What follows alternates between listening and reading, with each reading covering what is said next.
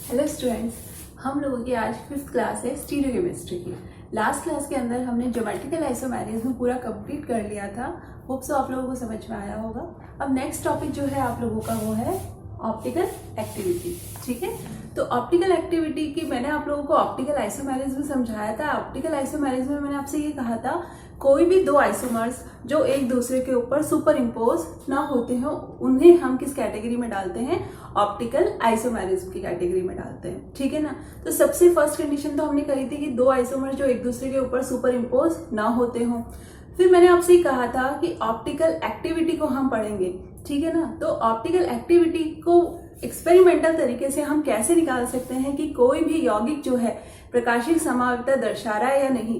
प्रकाशिक समावयवता दर्शा रहा है इसका मतलब है कि वो प्रकाशिक सक्रिय है। ठीक है ना। सक्रिय किस मैरिज्म शो कर रहा है तो हम उसको ऑप्टिकल एक्टिव कहेंगे। ठीक है ना।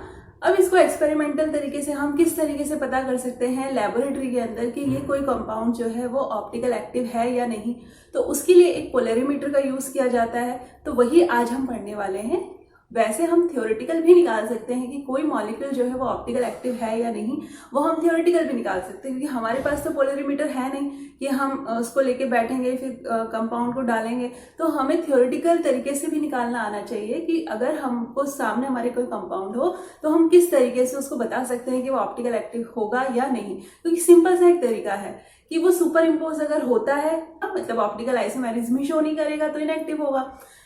ठीक है ना। तो ये सारी चीजें हम इसका हाफ पार्ट जो होगा वो नेक्स्ट क्लास के अंदर पढ़ेंगे। अभी हम एक्सपेरिमेंटल तरीके से कैसे कर सकते हैं ये भी आपको पता होना चाहिए।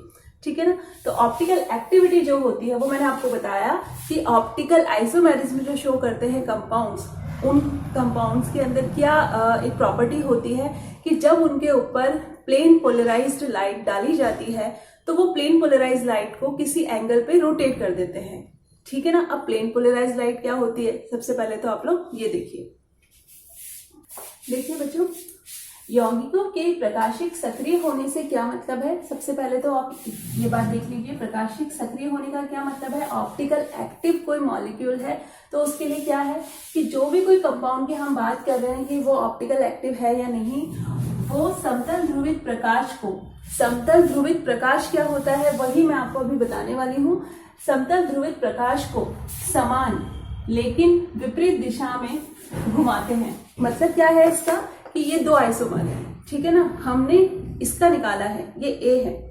ठीक है। इसका पहले हम निकालेंगे क्या ये ऑप्टिकल एक्टिव शो कर रहा है। अगर इसकी एक्टिविटी शो हो रही है तो प्लेन पोलराइज्ड लाइट को हो सकता है ये एक डायरेक्शन में रोटेट करे, क्लॉकवाइज डायरेक्शन। ये प्लेन पोलराइज्ड लाइट है, अगर क्लॉकवाइज डायरेक्शन में रोटेट कर रहा है तो इस तरीके से कर देगा। ठीक है ना।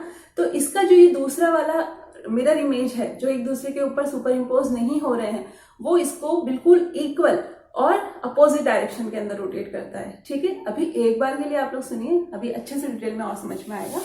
देखिए प्लेन पोलराइज्ड लाइट क्या होती है, समतल ध्रुवित प्रकाश जिसे कहते हैं। मान लीजिए ये एक लाइट है। ठीक है। ये एक लाइट है, बिल्कुल एक सीधी लाइन के अंदर जा रही है। जब ये लाइन सीधी डायरेक्शन में जाती है तो इसके जो वाइब्रेशन होते हैं वो सभी पॉसिबल डायरेक्शंस के अंदर होते हैं। ये तो एक पॉइंट से मैं इसको आप लोगों को बिल्कुल एक पॉइंट दिखाई दे रहा होगा, पीछे का तो पूरी एक ट्रेवल, इस तरीके से लाइट एक ट्रेवल कर रही है एक डायरेक्शन के अंदर। ये आपको एक पॉइंट दिखाई दे रहा है, उसी पॉइंट को हमने यहाँ पे शो किया है इस तरीके से, ये एक पॉइंट। ठीक है। अब इसको हम कह रहे हैं कि ये जो लाइट है इसके परपेंडिकुलर जितने भी पॉसिबल डायरेक्शन हो सके वहां पे क्या करता है, वाइब्रेशन करता है, कंपन करता है इसकी 90 डिग्री पर। इस तरफ भी जा सकता है, नीचे की तरफ, इस तरफ, सारी पॉसिबल डायरेक्शन के अंदर। ठीक है ना। तो बहुत सारी पॉसिबल है। ठीक है। इस तरीके से ये जो लाइट होती है ये तो होती है नॉर्मल लाइट। ठीक है। ये कैसी लाइट है, ये तो नॉर्मल लाइट की हमने बात करी, सामान्य प्रकाश की बात करी। जो नॉर्मल लाइट है ये इस तरीके से है कि इसके जितने भी पॉसिबल डायरेक्शन होते हैं उनके अंदर ये क्या करती है, वाइब्रेशन करती है। लेकिन जब इसको हम निकोल प्रिज्म में से पास करते हैं, ये क्या है, निकोल प्रिज्म, जब इसमें से हम इसे पास करते हैं तो क्या होता है, ये जो लाइट है जिसका सारी डायरेक्शन के अंदर वाइब्रेशन हो रहा था अब किसी भी पर्टिकुलर एक डायरेक्शन के अंदर ये वाइब्रेट करना शुरू कर देती है, केवल एक प्लेन के अंदर। ठीक है ना। किसी भी प्लेन के अंदर, चाहे वो एक्स वाई जेड कोई सा भी प्लेन हो सकता है, किसी भी एक प्लेन के अंदर ये क्या करना शुरू कर देती है, वाइब्रेशन करना शुरू कर देती है। उसी को हम क्या कहते हैं, प्लेन पोलराइज लाइट, ठीक है। मतलब जो प्रकाश था वो कैसा हो गया, केवल एक ही डायरेक्शन के अंदर अब वो ध्रुवित है, पोलराइज्ड है, ठीक है। तो एक डायरेक्शन को हम इस तरीके से शो कर देते हैं कि बिल्कुल स्ट्रेट लाइन के अंदर कोई भी एक प्लेन हो सकता है वो, इसी को हम क्या कहते हैं, प्लेन पोलराइज्ड लाइट कहते हैं। शॉर्ट में इसको पीपीएल भी कह देते हैं, प्लेन पोलराइज्ड लाइट, समतल ध्रुवित प्रकाश, ठीक है। तो प्लेन पोलराइज्ड लाइट समझ में आ गया। ये एक नॉर्मल लाइट है। नॉर्मल लाइट को जब हम निकोल प्रिज्म में से पास करते हैं तो उसका जो वाइब्रेशन था, पोलराइजेशन था, केवल एक ही प्लेन के अंदर हो जाता है, एक ही तल में वो ध्रुवित हो जाती है, एक ही प्लेन के अंदर वो क्या हो रही है, कंपन हो रहे, वाइब्रेशन हो रहे। तो उसी को हम क्या कहते हैं, प्लेन पोलराइज्ड लाइट, ठीक है। ये बात हो गई आपकी। अब इस लाइट को हम पास करेंगे तो इस लाइट को हम यूज करेंगे, वो जो लाइट हम यूज करेंगे वो पोलरीमीटर के अंदर यूज करेंगे। तो वो एक्सपेरिमेंट हम लोग देखेंगे, ठीक है। देखिए बच्चों, ये पोलरीमीटर का मैंने आप लोगों को ये आउटलाइन बना के दी है, आउटलाइन है, ठीक है। देखिए ये नॉर्मल लाइट है। नॉर्मल लाइट को हमने निकोल प्रिज्म से पास किया तो क्या हो गई, ये लाइट प्लेन पोलराइज्ड लाइट हो गई, समतल ध्रुवित प्रकाश हो गया, एक ही तल के अंदर अब ये वाइब्रेशन हो रहे हैं, पोलराइजेशन हो रहे हैं, ठीक है ना। इसको हम सैंपल ट्यूब में से पास करते हैं, जिसका भी हमें ये टेस्ट करना है कि या पता लगाना है कि कोई कंपाउंड जो है वो ऑप्टिकल एक्टिविटी शो करेगा या नहीं करेगा, या हम कहें ऑप्टिकल आइसोमेरिज्म शो करेगा या नहीं करेगा। प्रकाशिक समावयवता का पता लगाने के लिए हम इसका यूज कर रहे हैं। यहाँ पे हम उस कंपाउंड का एक सैंपल तैयार करके यहाँ पे इसके अंदर भर देंगे, ठीक है ना।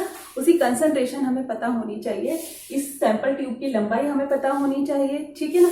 उसके बाद जब हम इस सैंपल ट्यूब में से इसको पास करते हैं प्लेन पोलराइज्ड लाइट को, तो क्या होता है, यहाँ पे ये क्या है, जिसके अंदर जो भी कोई लाइट है अगर वो कंपाउंड के अंदर से पास होने के बाद में किसी एंगल पे रोटेट हुई है तो वो हमें यहाँ पे पता चल जाता है डिटेक्टर के अंदर, ठीक है।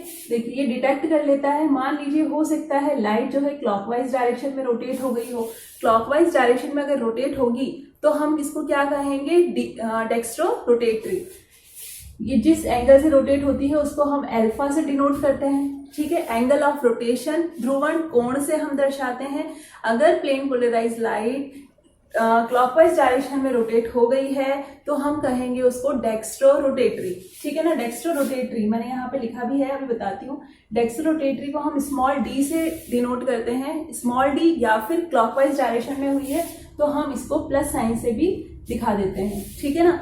हो सकता है जो अगर यहाँ पे जो हमने लिया है वो इसकी मिरर इमेज हो, तो जो भी उस कंपाउंड की मिरर इमेज होगी तो वो अगर हम उसको इसमें डालेंगे तो वो डेफिनेटली सेम एंगल से उसको अपोजिट डायरेक्शन में रोटेट कर देगी। और फिर हम इसको कहें स्मॉल एल, या फिर हम लोग इसको डिनोट करते हैं माइनस साइन से। माइनस लगा हो किसी कंपाउंड के आगे तो उसका मतलब होता है कि जब हम उसको पोलरीमीटर में से पास करते हैं तो वो प्लेन पोलराइज्ड लाइट को एंटी क्लॉकवाइज डायरेक्शन में या फिर क्या कहेंगे इसको, वामावर्त दिशा में बाईं ओर इसको रोटेट कर देता है, तो हम उसको कहते हैं लीवो रोटेटरी, ठीक है ना। और डिनोट हम इस तरीके से करते हैं स्मॉल एल या फिर माइनस से, ठीक है। तो हमें पता चल गया कि ये कंपाउंड क्या कर रहा है, ऑप्टिकल आइसोमेरिज्म शो कर रहा है, और हम कह सकते हैं ऑप्टिकल एक्टिविटी शो कर रहा है। आगे बात समझ में, प्रकाशिक समावयवता दर्शा रहा है, प्रकाशिक सक्रिय है ये, ओके। इसको हम एनालाइजर से पता लगा लेते हैं, हमें पता चल जाता है, एनालाइजर इसको एनालाइज कर लेता है, विश्लेषक, और फिर हम इसको लेंस से देख लेते हैं, ठीक है ना। ये बात है। अब इसको थोड़ा सा पढ़ लीजिए। समतल ध्रुवित प्रकाश को ध्रुवण मापी, ये ध्रुवण मापी है, ध्रुवण मापी में से होकर प्रवाहित करते हैं तो प्रकाश का तल, जो प्रकाश का तल है यदि घूर्णित होता है, मतलब रोटेट होता है, हो सकता है ना हो, नहीं होगा तो ऑप्टिकल आइसोमेरिज्म शो नहीं कर रहा है, तो घूर्णित हो जाता है तो विश्लेषक की सहायता से ज्ञात हो जाता है कि समतल ध्रुवित प्रकाश का तल दाईं ओर या बाईं ओर कितना घूर्णित हुआ है। पीपीएल लाइट जो है, एनालाइजर हमें ये पता चल जाएगा, वो एनालाइज कर लेगा कि जो प्लेन पोलराइज्ड लाइट है वो क्लॉकवाइज डायरेक्शन में रोटेट किया है उसको किसी एंगल पे, या फिर एंटी क्लॉकवाइज डायरेक्शन में रोटेट किया है। तो एक तरीके से हमें उसका अल्फा कितना रोटेट किया है वो भी पता चल जाता है। तो एक तरीके से क्वांटिटेटिव मेथड है ये, ठीक है ना। कितना एंगल ऑफ रोटेशन कितना है उसका, वो भी हम यहाँ से इस एक्सपेरिमेंट से उसको पता लगा सकते हैं, ठीक है ना। तो ये सारी बात हो गई। पीपीएल लाइट जो होती है, समतल ध्रुवित प्रकाश अगर दाईं और दक्षिणावर्त अगर इसको घुमाता है तो हम कहेंगे डेक्स रोटेटरी, स्मॉल डी और प्लस साइन से इसको डिनोट करेंगे। और अगर ये बाईं और वामावर्त दिशा में अगर रोटेट होता है तो इसको हम कहते हैं लीवो रोटेटरी, स्मॉल एल या माइनस साइन से डिनोट करते हैं। ठीक है ना, आप लोग सिंपल समझ सकते हैं क्लॉकवाइज डायरेक्शन में या फिर एंटी क्लॉकवाइज डायरेक्शन। आ रही बात समझ में?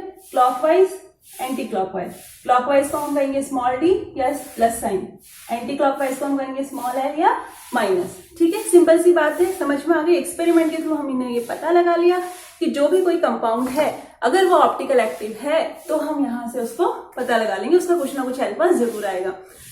ये दो आइसोमर हैं आपके सामने, सॉरी मिरर इमेजेस हैं ये आपके सामने। जो ये दो मिरर इमेजेस हैं, अगर मैं इसका निकालती हूँ, इसका निकालूंगी, अगर इसने क्लॉकवाइज डायरेक्शन में रोटेट किया है तो ये जो इसका दूसरा मिरर इमेज है बिल्कुल सेम वैल्यू आएगी, लेकिन वो जो वैल्यू आएगी वो अपोजिट डायरेक्शन में आएगी। आ रही बात समझ में? मैंने क्या कहा, ये आपके सामने दो कंपाउंड है, हो सकता है ये वाला कंपाउंड की वैल्यू इस डायरेक्शन में आई हो तो इस वाले कंपाउंड की अपोजिट डायरेक्शन में आएगी और सेम वैल्यू आएगी। ठीक है ना, तो ये बात आपको पता होनी चाहिए कि मिरर इमेजेस के लिए जो वैल्यू आती है वो बिल्कुल सेम आती है, लेकिन उनके लिए जो अल्फा आएगा वो बिल्कुल सेम आएगा लेकिन अपोजिट आएगा। ठीक है, मतलब साइन, अगर एक का प्लस में आ रहा है तो एक का माइनस में आएगा। ठीक है, और सेम आएगा। जैसे किसी के लिए अगर 14 आ रहा है, एक के लिए प्लस 14 आएगा तो दूसरे के लिए माइनस 14 आएगा। आ रही बात समझ? सेंटर में ये जो है इसको हम 0 मान के चलते हैं, तो या तो क्लॉकवाइज डायरेक्शन में प्लस में वैल्यू आएगी या माइनस में वैल्यू आएगी। ठीक है, लेकिन सेम आएगी। ये बात हो गई। इसके बाद में ये जो अल्फा आया है, एंगल ऑफ रोटेशन, ठीक है, ध्रुवण कोण, ये किन किन फैक्टर्स पर डिपेंड करता है वो भी आपको पता होना चाहिए। ठीक है, देखिए घूर्णन कोण जो होता है, घूर्णन कोण जिसको हम अल्फा से डिनोट कर रहे हैं, वो किन किन फैक्टर्स के ऊपर डिपेंड करता है। एंगल ऑफ रोटेशन हम उसे इंग्लिश में कहते हैं। पदार्थ की प्रकृति पे निर्भर करता है, नेचर ऑफ कंपाउंड की वो उसकी नेचर कैसी है। ठीक है ना, उसके अलावा कैसी लाइट हमने जो भी लाइट यूज करी है उसकी तरंगदैर्घ्य क्या है, उसकी वेवलेंथ क्या है, लैम्डा भी इंपॉर्टेंट है कि क्या लैम्डा की वैल्यू हमने ली है। उसके अलावा विलयन की सांद्रता, कंसंट्रेशन भी हमें पता होनी चाहिए सॉल्यूशन की। ठीक है ना, उसके अलावा जो भी कोई सैंपल ट्यूब है उसकी लंबाई कितनी है, जो भी लंबाई है उसकी कम ज्यादा जो भी है वो हमें पता होनी चाहिए। ठीक है ना, length of sample tube. Next है विलायक की प्रकृति, जो भी कोई सॉल्वेंट हम ले रहे हैं, जो भी हमारा कोई कंपाउंड था उसको हमने किसी ना किसी सॉल्वेंट के अंदर डिसॉल्व किया होगा तो उसकी नेचर भी मैटर करती है कि विलायक की प्रकृति कैसी है, नेचर ऑफ सॉल्वेंट। उसके अलावा विलयन का तापमान, कि टेम्परेचर, किस टेम्परेचर के ऊपर हमने ये एक्सपेरिमेंट किया है। ठीक है ना, वो भी इंपॉर्टेंट है। तो ये सारे फैक्टर्स हैं जिनके ऊपर अल्फा डिपेंड करता है, एंगल ऑफ रोटेशन। ठीक है, ध्रुवण कोण। इसके बाद है कि ध्रुवण कोण हमें पता चल गया, फिर हम इसके क्या निकाल सकते हैं, इससे स्पेसिफिक एंगल ऑफ रोटेशन निकाल सकते हैं, विशिष्ट ध्रुवण कोण, जिसका फॉर्मूला आपको मैं बताती हूँ। ठीक है बच्चों, नेक्स्ट जो इसके अंदर है, जो अल्फा निकालने के बाद में हम इससे स्पेसिफिक रोटेशन निकाल सकते हैं, विशिष्ट घूर्णन। इसका क्या फॉर्मूला होता है, अल्फा, इस तरीके से हम ब्रैकेट लगा के इसको बताते हैं। अल्फा तो हो गया आपका एंगल ऑफ रोटेशन, इस तरीके से अगर हम लिख रहे हैं तो वो हो गया स्पेसिफिक रोटेशन, विशिष्ट घूर्णन। इसमें हम यहाँ पे टेम्परेचर लिख देते हैं और ये लैम्डा, जो भी कोई पीपीएल लाइट हम यूज कर रहे हैं, प्लेन पोलराइज्ड लाइट यूज कर रहे हैं, उसकी क्या तरंगदैर्घ्य है वो हम यहाँ पे लिख देते हैं। ठीक है ना, सोडियम लाइन यूज की जाती है तो उसकी फिक्स वैल्यू होती है, तो इस तरीके से जो भी हम यूज कर रहे हैं हम यहाँ पे लिखेंगे। उसके बाद प्रेक्षित घूर्णन जो होता है, मतलब अल्फा जो भी हमारा आया है पोलरीमीटर से, जो हमने एक्सपेरिमेंट करके अल्फा निकाला था कि कितना एंगल पे वो लाइट रोटेट हुई है, जो भी आया है वैल्यू वो यहाँ पे लिखते हैं और डिग्री में लिखते हैं। ठीक है, मतलब ये यूनिट्स लिखी हुई है कि डिग्री में लिखना है। उसके बाद नीचे लंबाई ही लिखते हैं, वो डेसीमीटर में लिखेंगे। सांद्रता लिखेंगे, वो ग्राम पर मिलीलीटर में लिखेंगे। जो भी यूनिट आपकी है उसको आप इसमें कन्वर्ट करने के बाद ही स्पेसिफिक रोटेशन हम निकालते हैं। ठीक है, तो ये आपका पूरा कंप्लीट हो गया कि कोई भी कंपाउंड जो ऑप्टिकल एक्टिव है या नहीं है उसे हम पोलरीमीटर से निकाल सकते हैं। पोलरीमीटर से हमें अल्फा की वैल्यू पता चलती है। अल्फा की वैल्यू अगर हमने निकाल ली है तो उससे हम क्या निकाल सकते हैं, स्पेसिफिक रोटेशन निकाल सकते हैं। ठीक है, तो ये सारा आपका कंप्लीट हो गया है, ये एक्सपेरिमेंट वाला। इसके अलावा हम थ्योरेटिकली भी ये पता लगा सकते हैं कि कोई कंपाउंड जो है वो ऑप्टिकल